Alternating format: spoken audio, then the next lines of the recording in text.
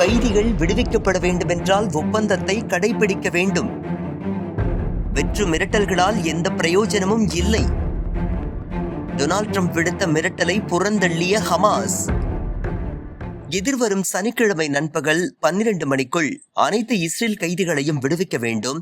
ஒருவர் இருவர் என விடுவிக்க கூடாது என்றும், இல்லாவிட்டால் போர் நிறுத்த ஒப்பந்தத்தை முறித்துக் கொள்ள இஸ்ரேலை அனுமதிப்போம் என்று டொனால்ட் ட்ரம்ப் கூறியிருந்தார்.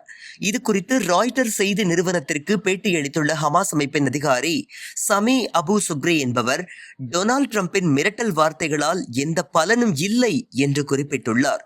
போர் நிறுத்த விதிகளை இஸ்ரேல் முறையாக கடைபிடித்தால் கைதிகள் விடுவிக்கப்படுவார்கள் என்றும், இல்லாவிட்டால் நிலைமை இன்னும் மோசமாகவே மாறும் என்றும் கூறியுள்ளார்.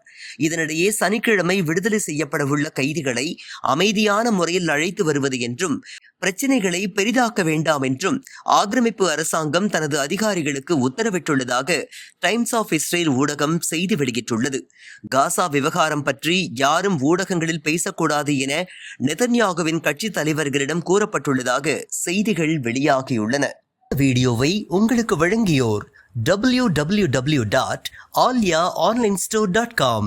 ட்ரை ஃப்ரூட்ஸ், நட்ஸ், கிமியா பேரிச்சம்பழம், குழந்தைகளுக்கான விளையாட்டு பொருட்கள் உள்ளிட்ட 100க்கும் மேற்பட்ட பொருட்களை இந்த இணையதளம் மூலம் வீட்டிலிருந்தே வாங்கிக் கொள்ளலாம். மேலும் விவரங்களுக்கு 9080394821 என்ற வாட்ஸ்அப் எண் மூலமாகவும் தொடர்பு கொண்டு பொருட்களை வாங்கலாம்.